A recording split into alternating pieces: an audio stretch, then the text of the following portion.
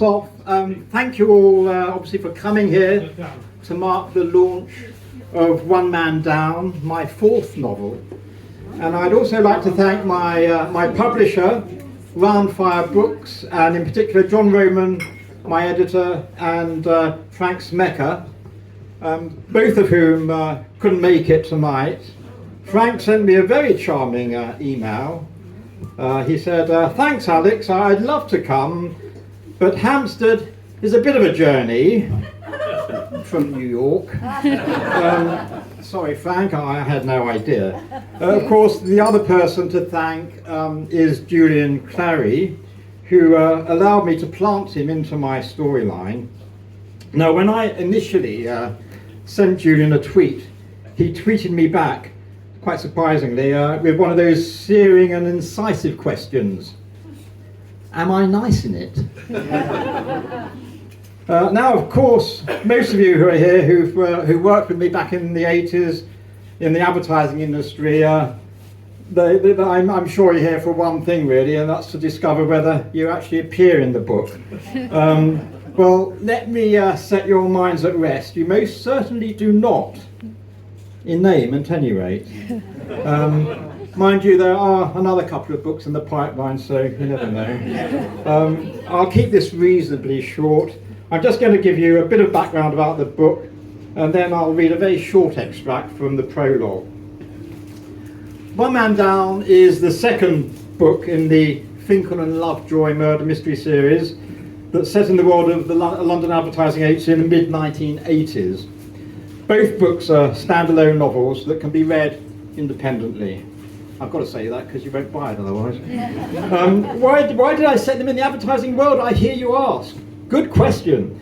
Well, it's a world I lived through, so I didn't have to do any research at all. And as any author will tell you, research is the bane of our lives.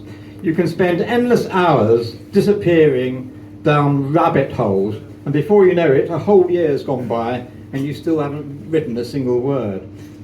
The other reason, of course, is the astounding fact that there is, as far as I can make out, only one other murder mystery out there that's set in the advertising world.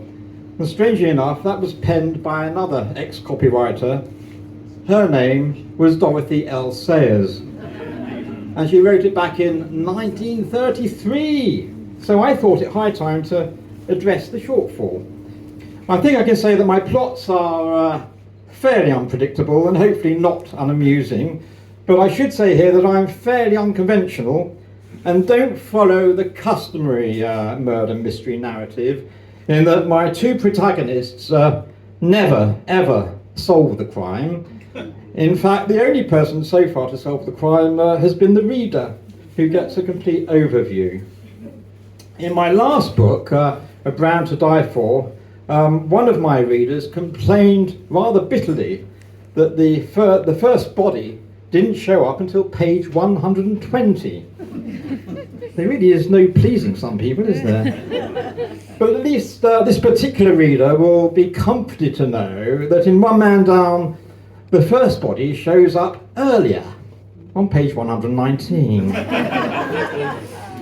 So my two protagonists, Brian Finkel and Angus Lovejoy, are the creative team at the ad agency Gordon Deeds Rutter.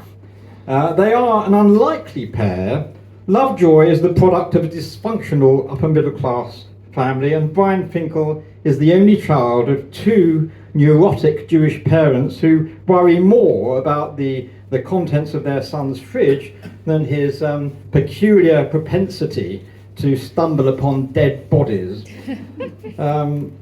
It's the couple's misfortune, while creating award-winning ad campaigns, to get drawn into the world of shady dealings, deceit, and of course murder.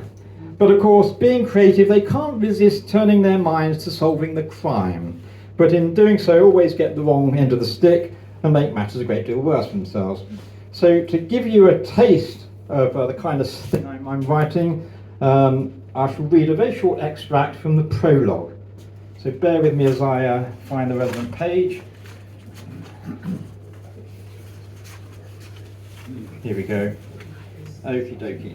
Right, just going to have a sip of apple juice. I have to do that because professional voice artists always do the same. It looks better, doesn't it? Okay, right, here we go. He was a portly, balding man of few words, and Angus could tell that he was going to be hard work. Bernard smiled at the client. Let me introduce you to Angus Lovejoy and his partner Brian Finkel. These two reprobates created our award-winning Real Fires campaign. Angus and Brian stepped forward and shook the limp, pudgy hand of the client who still hadn't said a word. Well, chaps, I think we may as well cut to the chase and reveal our proposed campaign to Gary here. Angus, would you like to do the honours? Angus was going to present, but had suddenly felt terribly anxious, and he knew instinctively that Brian would be better with this guy. Brian would never get fazed by anything or anyone. He gestured to Brian, who picked up the cue immediately. That's what Angus so liked about Brian. He always knew the score. They may have been very different in so many ways, but when it came to work, they were perfectly in tune with each other and on the same wavelength. It was undoubtedly the key reason for their astonishing success in such a relatively short period of time. There could have been very few, if any, creative teams in the business who'd gone and won a D&AD silver for their very first TV campaign. Brian pulled several presentation boards from a portfolio and placed them face down on the boardroom table. Let me first of all thank you for this opportunity to work on your brand. It's the first time that Angus and I have had the pleasure of working on diarrhea tablets. And we can see this campaign of ours running and running.